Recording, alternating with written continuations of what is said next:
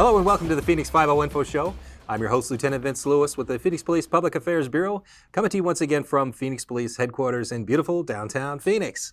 And today we're going to have two very special guests. We're going to cover a very useful topic here in the summertime. We've got students here and kids there and all kinds of things going on, but a lot of free time. How are we going to stay safe when we are on the internet?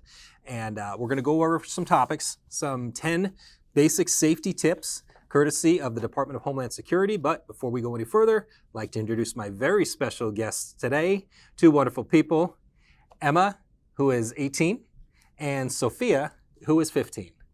Welcome to the show. Thank you. Thank you.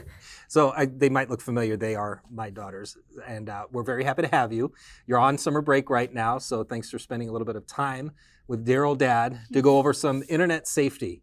Anything you want to cover before we dive right into it? No, let's go right in. Let's go right in. Excellent. Okay, so this is the Know to Protect program that the Department of Homeland Security has provided to us. For more information, you can go to know2protect.gov. That's know, the number 2, protect.gov. Their slogan is together, we can stop online child exploitation. The first of these top 10 Know to Protect tips are, number 1, start an open, two-way conversation with your child. Do you guys remember the conversations that your mom and I have had with you about internet safety? Yeah. What stuck out about those conversations? It was a lot of like the basic stuff. Don't talk to strangers. Don't do anything bad on the internet, and like be safe. Mm-hmm. Yeah, essentially everything that was taught to us to do in real life, replicate that when on the internet, especially on social media. Which is hard now because it's so broad and you don't know who that person is that you might be talking to, right? Right. Yeah. So is that pretty prevalent amongst your friends? Is that pretty common? Does everybody kind of know the idea is that you don't know who that person is, so might not be a good idea to kind of start a fight or bait them or bully, that kind of a thing? I'd say, yeah, definitely Yeah. like among people we're around and friends with, we're all pretty in the know of what's safe and what's not on the internet. And Because it can be kind of exciting to, meet new people and go to places that you wouldn't normally go to, because that's just how we are, right, as people, as human beings, but it's not always safe, is it? right, like And- there's the good parts on social media and then there's also the bad parts. Mm-hmm. And I think it's a lot easier for people to meet new people on the internet because they don't have to worry about the scaredness and the nerves about meeting someone in real life, and they tend to talk more to strangers online because are not completely sure who they are, but like they think it's that person, so they can make up stuff about them because they probably know they'll never meet them in real life, and it makes conversation a lot more easy. Yeah, that's an excellent point, Sophia. Let's go to number 2. Password protect or control access to your child's app store and gaming downloads. So we've kind of gone through your phones when you were littler and did our best to kind of password protect those types of things and make sure that we add those safeguards in there. Now that, Emma, you're 18, your phone is under your control. What kind of things do you do to keep yourself safe knowing what we've taught you? Yeah, so I personally have all my social media accounts, and I have the basic kind of media that a lot of people have. I'll have like a private account, and they have these, it's like a two-way protection system where you have your password and then you can verify it with your email and stuff like that. I think that helps to protect my account and also allows me to filter through who can follow me and who I can follow and stuff like that. So a two-step verification and then just common sense and using your smarts when it comes to protecting your online game. Number 3, set time and area limits for use of devices and set device check-in times. Sophia, we were talking earlier about screen time and setting screen times, but what do we also need to be concerned with when it just comes to screen time?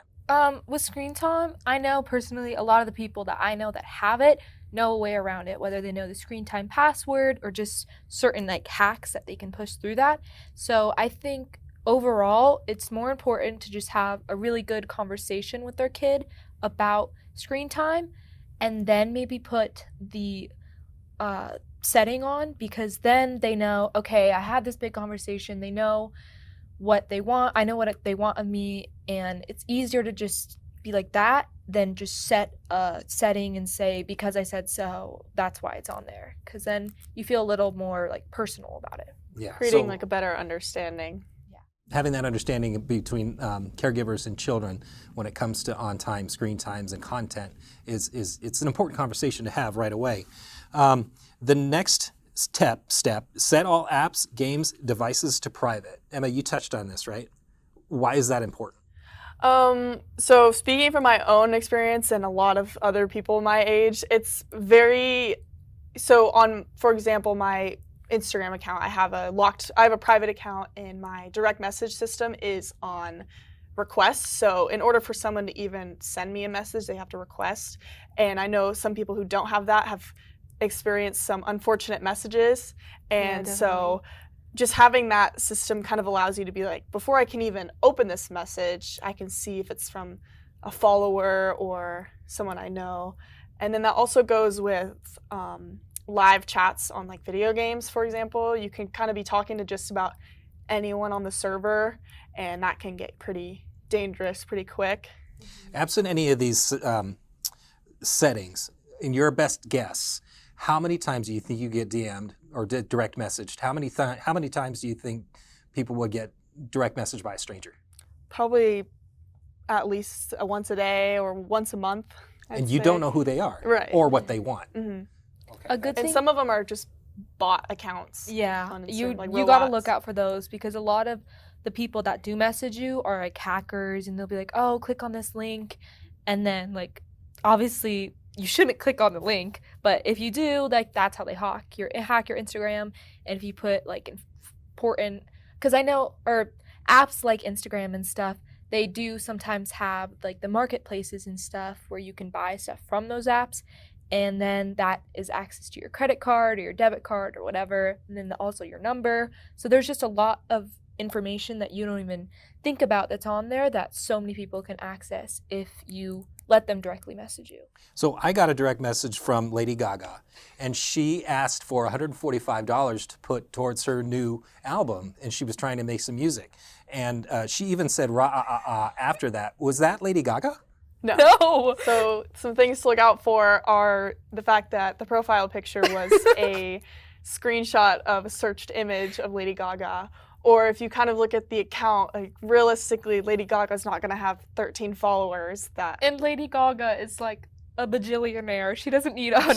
She's not going to DM you. All right. So if I'm a student or a child and that pops up, I want to show an adult, right? Yeah, Just to make sure. definitely. Okay. Let's move on real quick to number 5. Turn off location data services on social media and non-essential apps. So we've installed an app, a location tracker on your phones just as parents. We're using that, but we kind of work together on that, right? So you've always had that on your phones. And we've used it not only to help you get out of a sticky situation, to help you find your way home if you were lost, but it also lets us know, because there's a driving section of it, if you've been in an accident. There's useful ways that location can help you out. Is that correct? Do you feel like that was a good thing, or do you feel like we've invaded your privacy? No, honestly, in the beginning, it did feel like not an invasion, because I never really had a reason to like not tell you where I was going. But as I started, I didn't understand the use for it if I was just telling you where I was going. But as I've gotten older and kind of started driving, it makes me feel secure that you and Mom know where I am. So the why behind it was important for you. Uh-huh. Rather than, and you were touching on this too, Sophia, rather than just say, this is why and I'm the parent, which is your right to do as a parent, it oftentimes helps further the conversation if we spend a little bit of time talking about why. Yeah, be a parent, not a boss. You don't own, or you don't tower over your children and do this, do that. Like, it's a mutual relationship and something you want to build, not destroy. Good. All right, let's go to number 7. Create an agreement with your child regarding online behavior. And we had a verbal agreement, didn't we? Yeah. So, but what's important too is that we also wanted you to know that if you come across something that's scary or confusing, or if you didn't mean to, and you just happen to, you can face some pretty jarring images and video out on the internet, even if you're not looking for it. The important thing would be to tell an adult, right? Yeah, definitely. And another cool thing is that a lot of social media apps have a report function, and so that's kind of helps spread to the creators of the apps that they can take down videos that might have slipped past or. Yeah, And that's also a good thing about having a private account is it's a lot harder to get like sent those messages, which is good because you can approve who messages you and who follows you and stuff like that. Great. Number 8, know your child's friend lists and remove strangers. And those friend lists, most of the time they're going to be classmates and those types of things, but friends of friends can often sneak into circles as well. Is that true? Yeah. Yeah, definitely. So we want to make sure that you have the conversation with your friends across the board. Before we run out of time, I want to cover these last 2. Number 9, warn your child that they should never leave a game to chat with someone they don't know on a different platform. Have you guys seen this pop up while you're gaming? Yeah, definitely in a lot of games and a lot of things because people, you don't really know how old they are and they can say whatever age and you have no way to check that. So just be careful because that's not And very it's not safe. always a phone or a tablet. It could be a gaming system, right? A video gaming system. It could be your desktop computer. It could be an online site that allows you to play these games. There's messaging platforms inside those systems that could lure you away, correct? Mm-hmm. Yeah, and that's kind of important to note, like especially as a lot more younger kids are on the internet and games and stuff like that. Some older individuals can kind of prey on that and be like, if you don't tell me this, I'm gonna get you kicked out the game, or I'm gonna tell your parents and stuff like that. And so Nobody wants to be banned. and no one wants to be banned. And nobody wants to be tattled on. Yeah. But we have to have that relationship with our students, our children, those who are in our care to make sure that they feel protected and safe enough to come to us with things that are scary or confusing. Let me cover this last tip. Do not delete messages, images, or videos from predators, and do not forward any sexually explicit images or videos. Save usernames, screenshots, and images or videos as evidence for law enforcement to collect directly from the device. And I'll tell you why. Evidentiary reasons, I'm an investigator, so we want to have the best evidence available to us. It's one of those things where I don't know what this is, set it down, grab an adult, have that conversation together. Seems pretty straightforward. Do you guys think this is a reasonable request? Yeah. I think that's great. And I think the best thing if you're not in like really close to an adult or like I don't know, just happened and you're scared, screenshot everything, screenshot their account and then block. Cuz I'd say like it's just important that they don't message you again, but you do have all that information. Would you agree? Yeah, absolutely. One last thing, I'm not sure if we covered this or not. Talk about data permanency. Online data can last a lifetime. Emma, what's that called? Digital footprint. Your digital footprint is permanent. And even those apps that say they disappear after a certain amount of time, they can be screenshotted and they can be saved, right? And videos and everything you post always finds a way to come back up and resurface.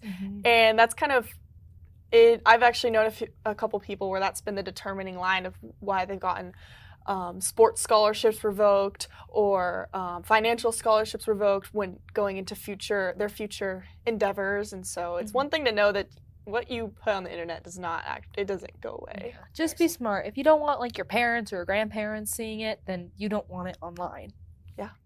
Excellent. I want to thank my special guests, Emma and Sophia, for joining us on the show today. Yeah, Thank thank you you for so having much. us. I want to thank you, the audience, for joining us. I want to thank the crew for helping to produce. Remember, you can help solve crime in your community by sending tips to Silent Witness. Visit silentwitness.org and call 480-WITNESS. Join us on all social media platforms. Follow us, like us, subscribe.